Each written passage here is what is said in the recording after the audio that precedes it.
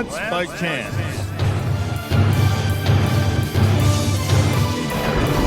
The untold story of him wrestling as of on Earth. LanceByChance.com.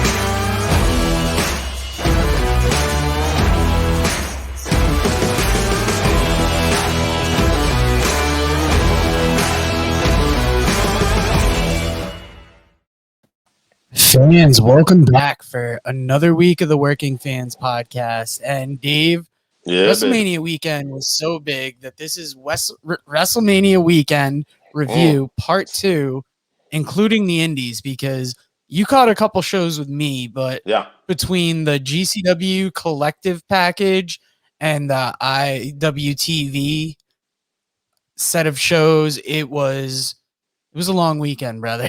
How happy are you not to be watching wrestling at the moment? How many? I got my break in, I guess. I didn't watch as many shows as you did. How many shows did you watch? I want to say 12 or 13 total. Yeah. And that's going up till today because I couldn't fit in all the shows I wanted to watch this weekend. Did you end up watching any of Mania, like live or anything? Mania live, part of night 1, but I fell asleep during most of it. I had to go back and catch some stuff. Right, because we were watching stuff at your house then. So, and with Peacock not having a rewind option, by the time you would have tuned into Mania, it would have been. And my brother had no idea that Peacock didn't have a rewind option. So there was one point on night 2 of NXT. I caught just the end of the Balor cross match, and I caught all the unsanctioned match. Did you catch NXT this week on Tuesday night? I know it's off the subject. But. I caught part of it. I did see Kushida take that cruiserweight title, which I am very excited about. Yeah. And then I didn't really catch too much else that stuck. Now, the other thing, Cross opened the show, and kind of almost a babyface promo. Really good at feeding off the crowd, I thought. And the big thing, of course, they had all the champions from the weekend, which is very interesting to see, like, how NXT has really propelled these ladies in the direction.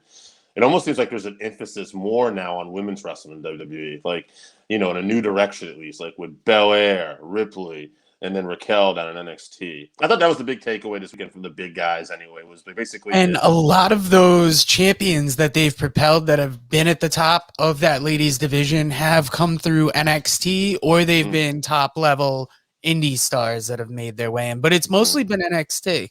Yeah, right. As far as the females goes, especially. Yeah, and that group right there, a lot of talent.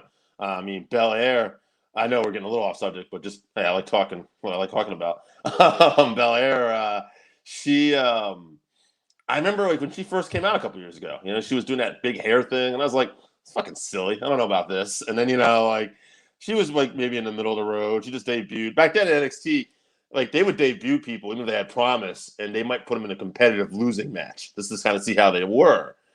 And I don't know, I didn't really do it for them. Then, like, it was like almost very quickly within that year, she started becoming, you could see the improvement. I'm like, okay. And then they started pushing her, and then you're like, okay. And then, man, when this year, she just really started to take off. And to see that emotion on her face that night with Banks at Mania 1, to me, that was like the most real thing I've seen on a major WWE, event in a long time. So and like you were talking about with Pat Oates, it's different to see them pushing not only women but women of color in the main event.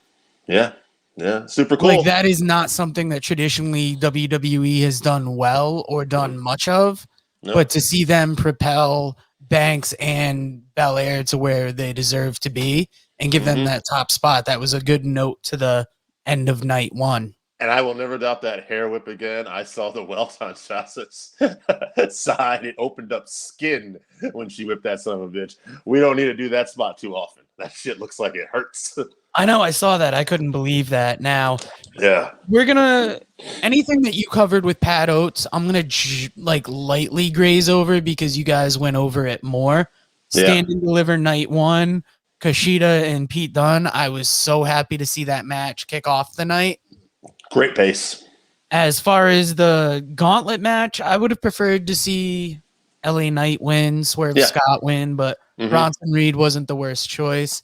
Match was better than I expected. Like, it was a really good gauntlet match. They tore it up. Everybody did really well. Yes. Walter Ciampa was everything that it was promised to be. Like, I got to go back and watch that match because that could be match of the year, even though it's still really early. Walter's my favorite wrestler. The more and more I watch that guy. Yeah, and obviously the tag match and the ladies match were amazing. Killer. I'm gonna go now to the IWTV presents Family Reunion Part 1. Now this was held at the 8-1 Bay Brewing Company in Tampa, and they had like a good space for a ring. The standouts on this card, I told you I've never seen this guy called a very good professional wrestler before. Right. His charisma in the ring was incredible. I am surprised, like, if there's a indie wrestler that I haven't heard of. Not that I know a ton, but I feel like I watch way too much wrestling, and anybody that would be on those fringes I would find. But I haven't been on IWTV in a while, so this was a Camp Leapfrog Presents match, and I think I'm going to seek out more of his matches. Also, there was, going down the card a little bit, Wheeler Yuta, who we've seen at Beyond, versus Adam Priest for the Ring of Honor too. Contendership, of the IWTV Independent Championship, and Wheeler won that spot. So at some point, he's going to be going up for the title. And later in this review, a former guest of the show also has an IWTV title shot, or IWTV Independent Championship shot. David Starr, where you at? Dominic Guarini took on Robert Martyr in a UWFI rules match. Oh, yeah. We talked presented about that. by Paradigm Pro. And I even found out that Paradigm Pro puts on a UWFI rules show. So IWTV, since we don't have a code, use code BTS Pod. That'll get you 1 free week. And you can check out the amazing run of shows they got. Now, the last 2 matches on the show were Jake Christ and John Wayne Murdoch for the IWA Mid-South Heavyweight title. John Wayne took it off Jake Christ. It was a hell of a match.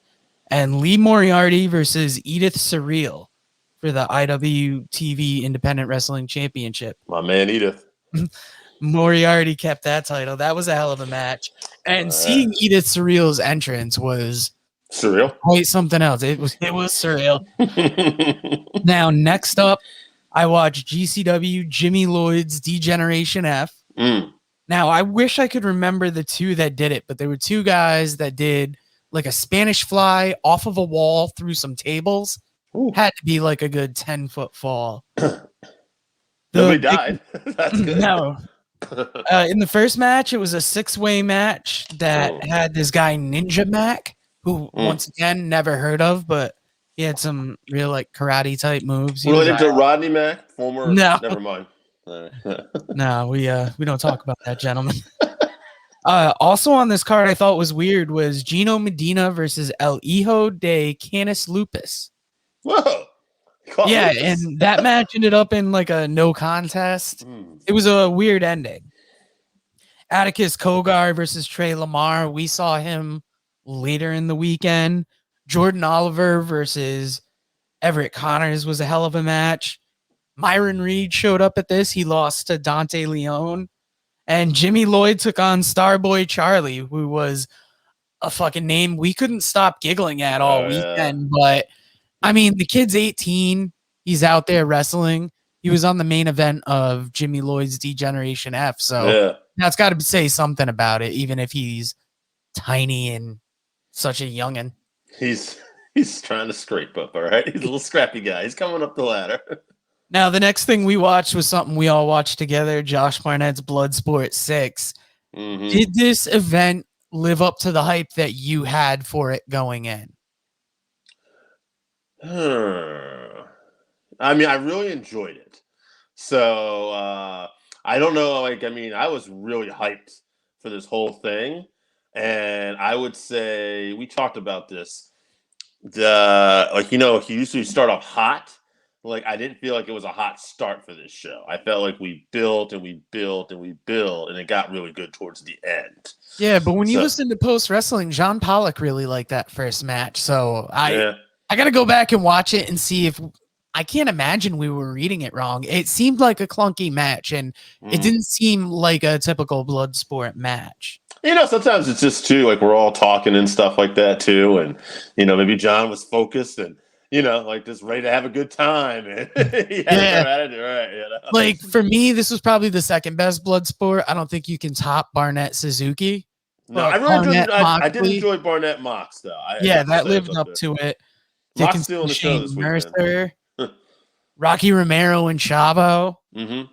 Schlack bled like a maniac. Schlack was very entertaining. Yeah, he was a deathmatch guy that I was wondering how he was going to work in this fight.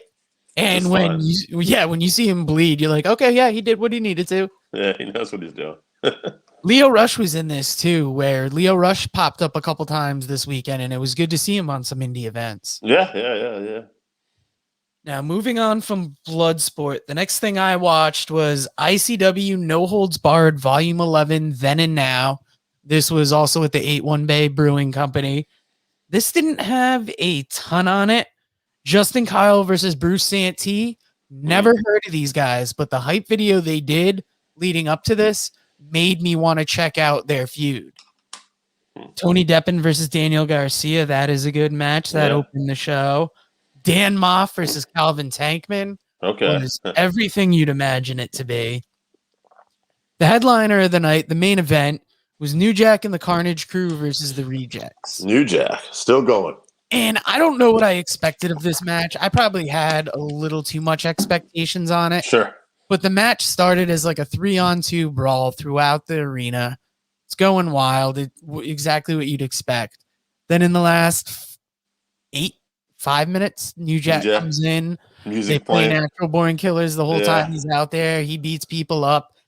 I guess it's everything you want, but I think I just built it up too much for myself. Right. And it's probably everything New Jack would do at this point in his career in life. Yeah, I also had it kind of like set up at work while I was doing other stuff. So, I was watching, but I was kind of like, Joe wanted a near life death experience. He wanted New Jack to go out and start stabbing people, throw someone off a scaffold. He just wants dark side. I mean, I thought there was going to be more to it, but it was good enough. The ICW shows and everything they held over at 81 Bay Brewing looked great, as well as what they did at the Cuban Club for the fight events. Now, going back to the GCW, we got GCW Acid Cup Day 1, Colby Carino versus Calvin Tankman. It was the beating you expected. Yeah. Laredo Kid versus Braden Lee. Dragon Bane versus KTB. It was cool to see some luchadors come into GCW. It's not that it never happens, but I see a lot of deathmatch wrestling on GCW. They'll bring in some bigger guys, your Dickinsons, your Jordan Oliver, your Myron Reed. So seeing some, even Arez and Aramis, it was cool to see them on the card. Lee Moriarty versus this dude, JJ Garrett. If you get a chance, you got to look up JJ Garrett. He looks like a young Scott Steiner. Oh. And he's got some interesting moves on him. So Chef Boy Lee Moriarty versus Double J Garrett. Yeah. Now, the next thing, we watched Spring Break together. You caught most of it. Yes, I do know about the end because I had already seen that before we watched it. I didn't spoil that for you. Yeah. That was a hell of a, between Gregory Iron having Virgil in his corner.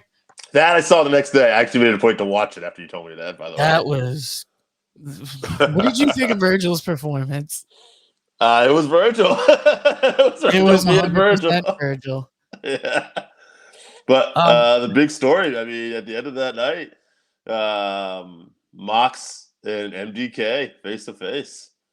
Yeah, squaring off after an already brutal death match. A lot of light tubes, light tube cubes. There was a scaffold.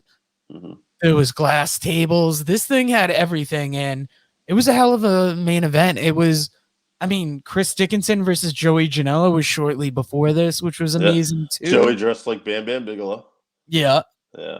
We had Rich Swann versus Lee Moriarty, Masada versus Atticus Cogar, Leo Rush versus Jordan Oliver, and Leo Rush coming out with a Blackheart gimmick, something I had never seen before. And it was cool to see him try out a gimmick because I've always just seen him as Leo Rush. Right. Something different. And then, so the main event, though, that was Ricky Shane Page against MDK, right? Before Mox got out there? Yeah. And did did MDK actually win the title that night? Yeah, he won the title back. Yeah. Okay. So good for him. And that's been a long-term storyline that GCW is strung out. And the indies not always known for their storylines, but like I put over GCW all the time. You can watch them on IWTV or go on the Fight app and buy their past events. They're the ones that have popularized Bloodsport, Joey Janela's Spring Break, and even their own shows they run are amazing.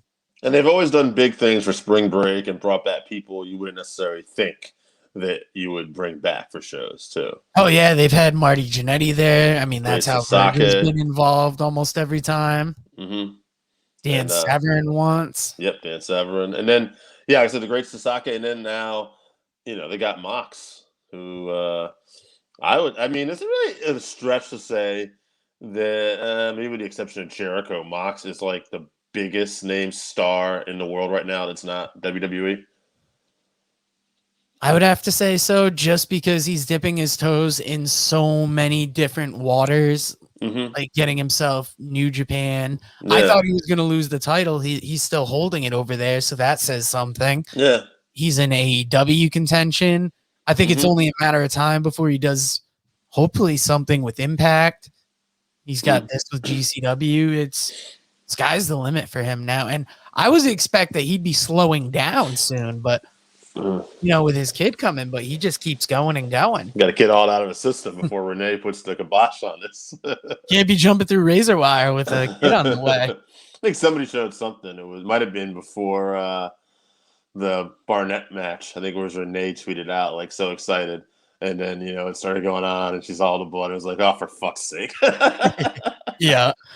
Now the next thing I watched was a lot different than Spring Break. It was Stand and Deliver Night 2. Not bad. I mean, you had Santos Escobar versus Jordan Devlin. That was a hell of a match. Awesome. Shotzi and Ember versus The Way. It was there. I wasn't overly excited about that one.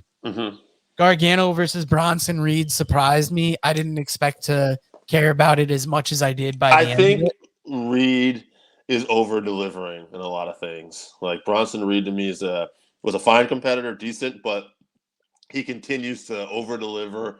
And I don't know if it's just his selling or he knows his character well, but like Bronson Reed delivers every time I watch him. Yeah.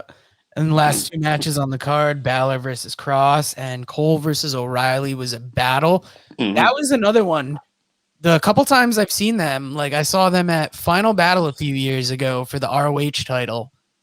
Didn't expect to be over the moon about it because, I mean, I like these guys, but it's not like the match that I'm overly excited for. And it over-delivered. O'Reilly won the title. And then not too long after that, they had the rematch at Wrestle Kingdom. But this match was amazing. It drew me in more than I expected to be in.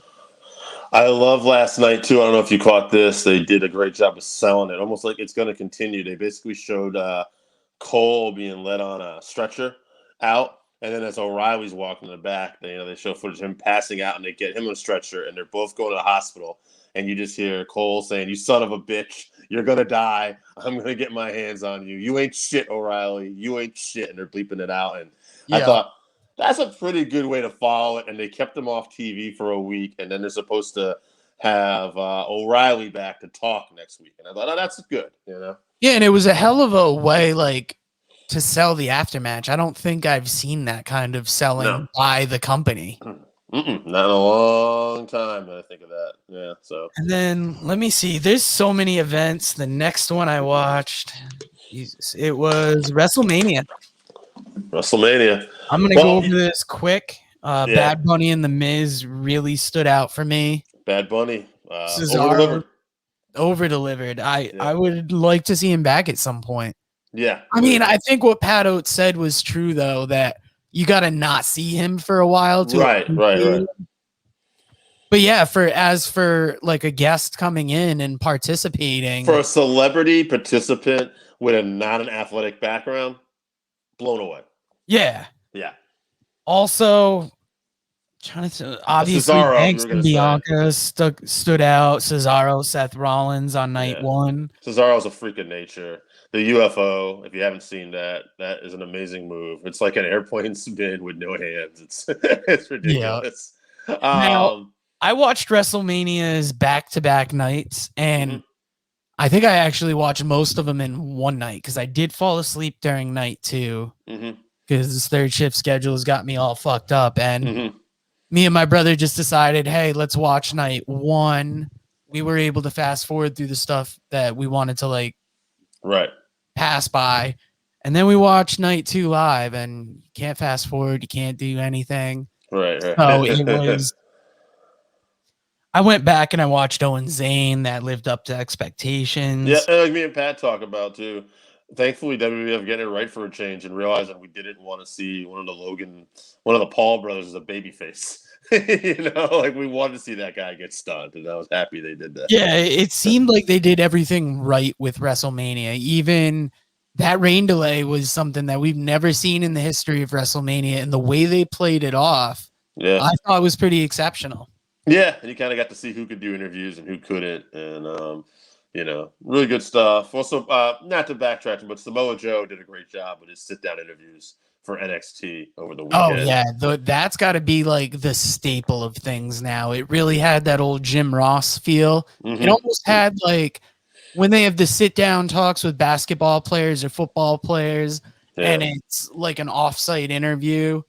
It had that professionalism, and I just love the touch that it added. And as we are taping this, it's on a Wednesday night, and like you said, we just saw NXT. I do hope Samoa Joe, now that he's off the commentary team, I'll leave people with this. I do hope, maybe before this airs, but Friday on SmackDown that he shows up and maybe challenges Roman or something. Because if he's not going to be commentating, I really hope this means we're going to see Joe back in the ring. One of my favorites. Yeah, and they're doing a lot of different moves with commentary. They got the new guy on Raw. Yeah. What do you think of? I only heard a little bit of it. Sounds like just another dude to me. I don't know. Like, he didn't stand out. He's obviously pretty new. He wasn't Alex Marvez or anything. No. So he knew how to project his voice. He comes from a sports background. I was talking to somebody, I think it might have been Pat, actually.